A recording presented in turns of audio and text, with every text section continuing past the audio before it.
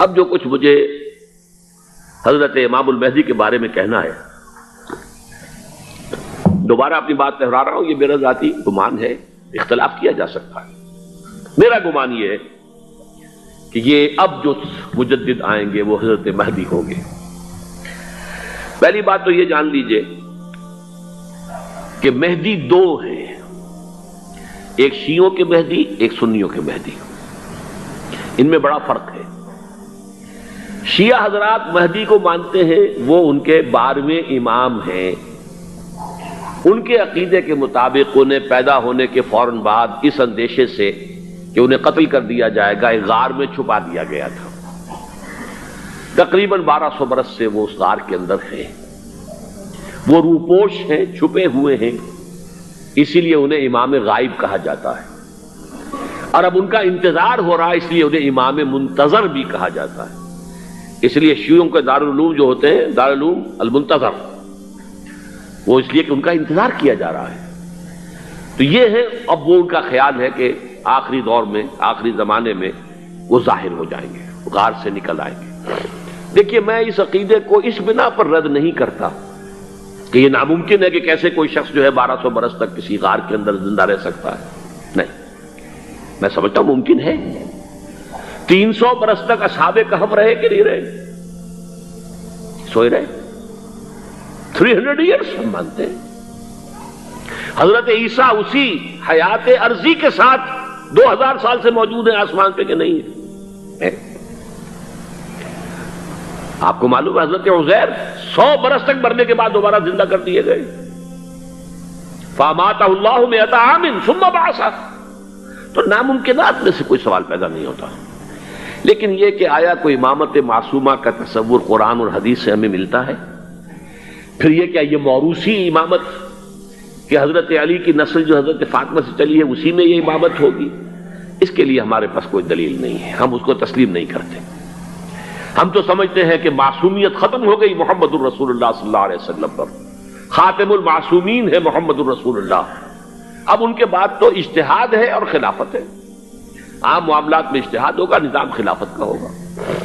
تو ہمارے نزدیک جو میں جس مہدی کا نام لے رہا ہوں وہ مہدی ہے جو ایک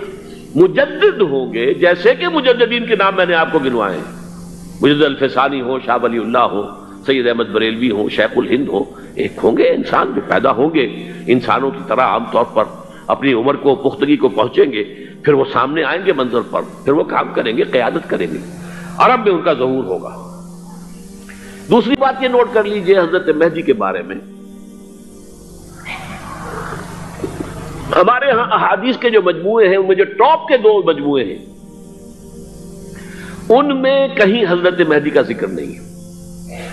نہ صحیح بخاری میں نہ صحیح مسلم میں۔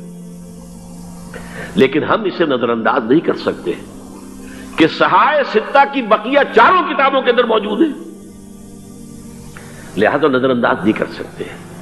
اگنور کرنا ممکن نہیں ہے۔ اب اس میں چاہتا ہوں کہ کچھ حدیثیں آپ کو میں سناؤں جن میں حضرت مہدی کا تذکرہ کیا گیا ہے۔ پہلی ہے وعن عبداللہ ابن مسعود قال قال رسول اللہ صلی اللہ علیہ وسلم، حضرت عبداللہ ابن مسعود سے روایت ہے، وہ فرماتے ہیں کہ حضور نے ارشاد فرمایا لا تذهب الدنيا حتى يملك العرب رجل من اہل بیتی، یہ دنیا ختم نہیں ہوگی جب تک کہ عرب پر میرے اہل بیت میں سے ایک شخص کی حکومت قائم نہ ہو۔ اور آپ کو معلوم ہے کہ آج تک عرب پر حضور کے اہل بیت کی کوئی حکومت قائم نہیں ہوئی، اور جب قائم ہوئی بھی تھی حضرت علی کو اگر شمار کیا جائے، اس لیے کہ حضور نے وہ جو مشہور واقعہ ہے کہ ایک چادر میں لے لیا تھا حضرت علی کو اور حضرت فاطمہ اور حضرات حسنین کو، اللہم ہؤلاء اہل بیتی، اے اللہ یہ بھی میرے اہل بیت ہیں۔ تو حضرت علی کی بھی حکومت منعقد نہیں ہوئی، پورے عالم اسلام پر ان کی حکومت نہیں تھی، اس لیے کہ شام اور مصر دونوں صوبے جو ہیں انہوں نے ان کی اطاعت قبول نہیں کی تھی۔ اس حوالے سے یہ معاملہ ابھی ہونا ہے۔ لا تذهب الدنيا حتى يملك العرب رجل من اہل بیتی یواطئ اسمہ اسمی، اس کا نام وہی ہوگا جو میرا نام ہے، یعنی محمد صلی اللہ علیہ وسلم، اور ان کا نام بھی، مہدی کا نام بھی محمد ہو، مہدی تو ان کا لقب ہے۔ یہ ترمذی میں بھی ہے، ابو داؤد میں بھی ہے، سنن ابی داؤد، جامع ترمذی۔ بلکہ ابو داؤد میں ایک اور روایت ہے، قال، حضور نے فرمایا، لو لم یبقى من الدنیا الا یوم، اگر دنیا کی زندگی میں سے کچھ بھی نہ بچے سوائے ایک دن کے، لطول اللہ تعالی ذلک اليوم، تو اللہ تعالیٰ اس دن کو لمبا کر دے گا، حتی یبعث فیہ رجلا منی، یہاں تک کہ میرے خاندان میں سے ایک شخص کو اٹھائے گا، من اہل بیتی، میرے اہل بیت میں سے، یواطئ اسمہ اسمی و اسم ابی ہے اسم ابی، جس کا نام میرے نام پر ہوگا، جس کے والد کا نام میرے والد کے نام پر ہوگا، محمد ابن عبداللہ ان کا نام ہوگا، اور وہ یملأ الارض قسطا وعدلا کما ملئت ظلما وجورا، وہ سرزمین عرب کو عدل اور انصاف سے اسی طرح بھر دیں گے جیسے کہ وہ ظلم اور زیادتی سے بھر چکی ہوگی۔ دوسری روایت ہے حضرت ابو سعید خدری رضی اللہ تعالی عنہ سے، حضور نے فرمایا، المہدی منی اجل الجبہۃ اقن الانف یملأ الارض قسطا وعدلا کما ملئت ظلما وجورا یملک 7 سنین، رواہ داود، کہ مہدی مجھ میں سے ہوں گے بڑی روشن پیشانی والے اور بڑی کھڑی ناک والے، وہ زمین کو بھر دیں گے انصاف سے اور عدل سے جیسے کہ وہ ظلم سے بھری ہوئی ہوگی، اور وہ 7 برس تک حکومت کریں گے۔ عرب میں خالص خلافت علی منہاج النبوہ کا نظام حضرت مہدی کے ہاتھوں قائم ہوگا اور 7 برس تک قائم رہے گا عرب کے اندر، اس کا اگلا مرحلہ میں بعد میں بیان کروں گا۔ تیسری روایت، اور اس کو میں اس لیے خاص طور پہ سنا رہا ہوں کہ اس میں وہی الفاظ آئے ہیں جو میں نے ابتدا میں حدیث آپ کو سنائی تھی، اس کے الفاظ ہیں۔ عن ابی سعید قال ذکر رسول اللہ صلی اللہ علیہ وسلم بلان یصیب هذه الامہ حتی لا یجد الرجل ملجا یلجا الیہ من الظلم، حضور نے ذکر فرمایا کہ ایک دور ایسا آئے گا انتہائی ابتلا اور آزمائش اور مصائب کا کہ کسی شخص کو کوئی سر چھپانے کی جگہ نہیں ملے گی اس ظلم سے اپنے آپ کو بچانے کے لیے۔ فَيَبْعَثُ اللَّهُ رَجُلًا مِّنْ عِتْرَتِي وَأَهْلِ بَيْتِي، تو پھر اللہ میرے ہی خاندان میں سے، میرے اہل بیت میں سے اٹھائے گا ایک شخص کو،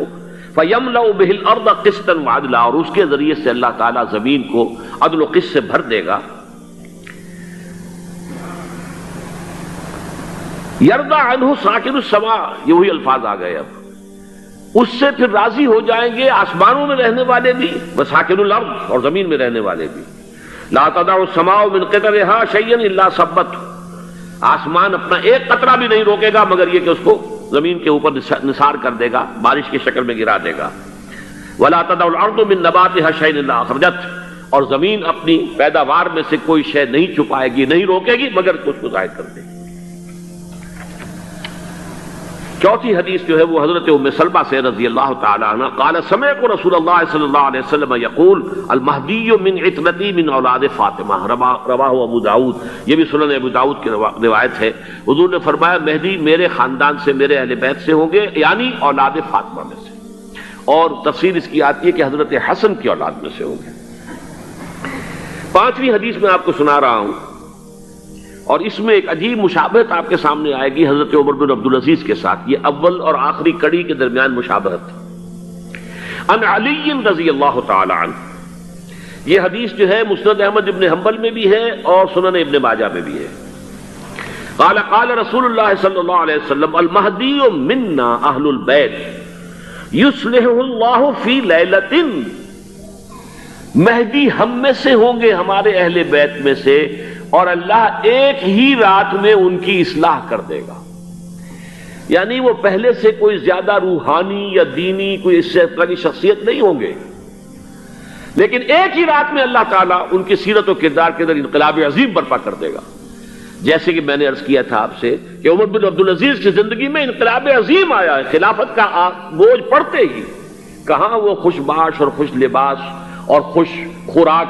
وہ شہزادہ ٹھاٹ باٹ والا، جاگیر والا، گورنر کا بیٹا اور خود گورنر، اور کہاں یہ کہ اس کی وہ درویشی جو میرے نزدیک واللہ عالم، ڈرتے ڈرتے کہہ رہا ہوں، میرے نزدیک وہ حضرت ابو بکر، حضرت عمر اور حضرت علی کی درویشی کو بھی مات دے گئی، لیکن کنٹراسٹ بہت شدید ہے۔ وہاں جو بھی کچھ تھا وہ تدریجاً آیا تھا، ہوتے ہوتے ہوتے ایک انتہا، اور یہاں سڈن آیا۔ چھٹی حدیث، عن انس سمعت رسول اللہ صلی اللہ علیہ وسلم یقول نحن ولد عبد المطلب سعادت اہل الجنہ، ہم عبد المطلب کی جو اولاد ہیں اور نسل ہیں، ہم جنت کے سردار ہیں. اور پھر آپ نے نام گنوائے ہیں، انا وحمزۃ وعلی وجعفر والحسن والحسین والمہدی. میں خود اور حضرت حمزہ بنو عبد المطلب میں سے، عبد المطلب کے بیٹے، اور علی اور جعفر حضرت علی کے بھائی جعفر طیار، اور حسن اور حسین حضرت فاطمہ کے لخت جگر حضرت علی کے بیٹے، والمہدی، اور آخر میں جا کر پھر مہدی.